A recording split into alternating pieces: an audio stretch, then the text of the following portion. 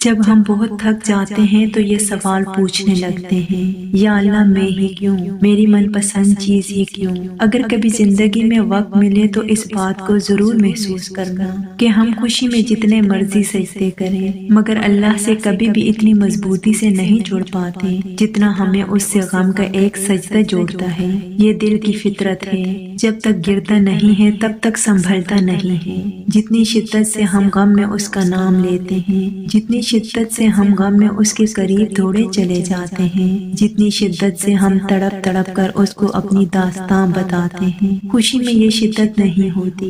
اس لیے کبھی کبھار وہ چاہتا ہے کہ میرا یہ بندہ مجھ سے بات کرے، مجھے پکارے، پھر وہ اس سے اس کی من پسند چیز دور کر دیتا ہے تاکہ رابطہ بحال رہے بندے سے۔ اور اگر وہ تم سے رابطہ بحال رکھنا چاہتے ہیں تو پھر تو اس غم کے صدقے جو اس نے جھولی میں ڈالا ہے۔ اور یاد رکھنا، عبادت سے خدا محسوس ہوتا ہے مگر غم خدا تک لے جاتا ہے۔ یہ یاد رکھو گے تو غم کبھی بھی تمہیں تھکنے نہیں دے گا۔ کیوں رک گئے ہو؟ کیوں ایک ادھورے قصے پہ یہ سوچ لیا ہے کہ زندگی ختم ہو گئی ہے؟ کیوں خود کو اتنی بے چینی میں ڈال رکھا ہے؟ حقیقت اور وسوسوں میں بہت فرق ہوتا ہے۔ تمہارے وسوسے جس چیز سے تمہیں خوف زدہ کرتے ہیں، تمہارے رب کے پاس ان سب وسوسوں کا حل موجود ہے۔ اگر تمہاری مشکلات بڑھ گئی ہیں تو یہ کیوں بھول بیٹھے ہو کہ تمہارے رب کی پہنچ اس سے کہیں آگے ہے۔ تمہارے رب کی رحمت ان خدشات سے بہت افضل ہے، تو پھر کیوں ہاتھ پہ ہاتھ دھرے بیٹھے ہو؟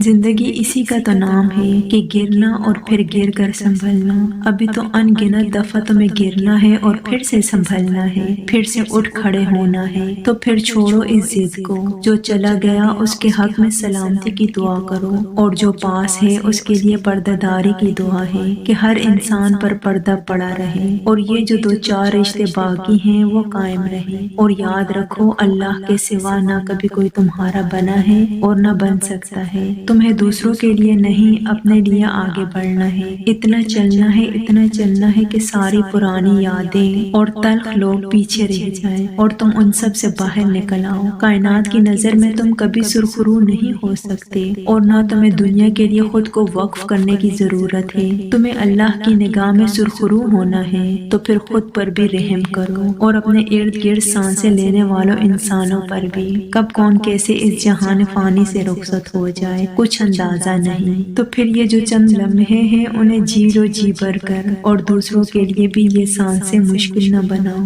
جب ہم اللہ سے دور چلے جاتے ہیں تب وہ ہمیں اذیت یا دکھ نہیں دیتا، بس ہمیں خالی کر دیتا ہے، خود سے خالی۔ پھر یہ نظر آنے والا منظر اور ہر سنائی دینے والی آواز تکلیف دینے لگتی ہے، اور زندگی کی مسافتیں اتنا تھکا دیتی ہیں کہ تھکن سے روح ریزہ ریزہ ہو کر بکھر جاتی ہیں، بس ہم ٹھہر جاتے ہیں۔ اور وہ ایسا ٹھہراؤ ہوتا ہے جب ہم جوابات تلاش نہیں کرتے، بس اللہ کے فیصلوں پر چپ چاپ سر جھکا لیتے ہیں۔ پھر ہم کسی کے بھی لوٹ آنے کا انتظار نہیں کرتے، بس اللہ کے ہمیں تھام لینے کے منتظر ہوتے ہیں۔ پھر صبح کے اجالوں سے کوفت ہونے لگتی ہے اور رات کی تاریکیوں میں ہم سکون تلاش کر لیتے ہیں، اور جب یہ ٹوٹا ہوا دل اللہ سے جا لگتا ہے تو وقت تہجد آنکھ نہیں لگا کرتی، پھر تو بس اللہ سے ملاقات کی تڑپ رہتی ہے، ایسی تڑپ جس میں الجھن اور بے چینی نہیں ہوتی۔ اور جب زار زار بہتی ہوئی آنکھیں اس سے مدد چاہتی ہیں تو وہ اس بے جان روح کو خود سے بھر کر ہمارے خالی پن میں ایک نئی زندگی پھونک دیتا ہے۔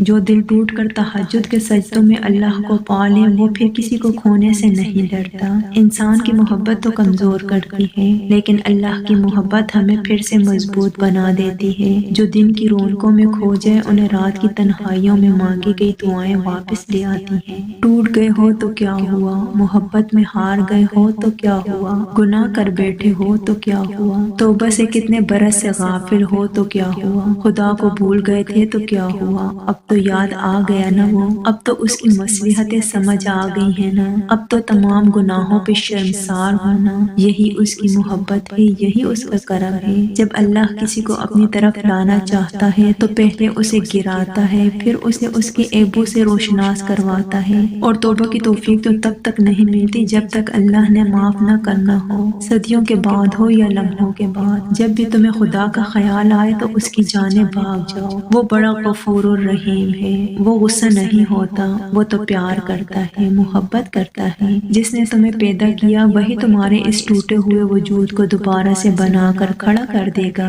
ان تمام لوگوں کے سامنے جنہوں نے تمہیں ریزہ ریزہ کر دیا تھا۔ پھر تم ناز کرو گے اپنے ٹوٹنے پر۔ اللہ کا کوئی بھی کام بے مقصد نہیں۔ بھولنا ابھی تمہیں اس لیے مشکل لگ رہا ہے کیونکہ تم تکلیف میں ہو۔ بھولنے کا سوچتے ہو تو ڈر جاتے ہو کہ بھول جاؤ گے تو مر جاؤ گے، لیکن ایسا نہیں ہے۔ اس صبر کا صلہ تمہیں دگنا کر کے عطا کیا جائے گا۔ تمہاری آنکھ سے گرنے والا ایک ایک آنسو تمہارے حصے میں دگنی مسکراہٹیں لے کر آئے گا۔ جن چیزوں پہ ابھی یہ دل تڑپ رہا ہے کل ان کا محض خیال بھی تمہیں دکھ نہیں دے سکے گا۔ یہ جو تکلیف آج دماغ پہ اذیت بن کر حاوی ہے یہ اب زیادہ دیر نہیں رہے گی۔ تم نے کتنی کوشش کی اور تم نے کتنا ضبط کیا، اس سب کی خبر اللہ کو تم سے پہلے ہے۔ اگر گر گئے ہو تو کیا ہوا، اٹھنے سے کیوں ڈرتے ہو؟ کوشش تو کرو۔ تم اللہ کو ایک دفعہ پکارو گے تو وہ 100 دفعہ تمہاری پکار کا جواب دے گا۔ تم ایک ہاتھ اس کی جانب بڑھاؤ گے تو وہ دونوں ہاتھوں سے تمہیں تھام کر اپنی جانب کھینچ لے گا۔ یوں رونے سے تو کچھ حاصل نہیں ہوگا، گر کر اٹھنا سیکھو، اللہ پہ یقین رکھنا سیکھو۔ اللہ تعالی ہم سب کے لیے آسانیاں پیدا فرمائے، آمین۔ اگر ویڈیو اچھی لگے تو ویڈیو کو لائک، چینل کو سبسکرائب اور شیئر ضرور کیجیے گا۔ جزاک اللہ۔ اللہ تعالی ہم سب کا حامی و ناصر ہو، آمین۔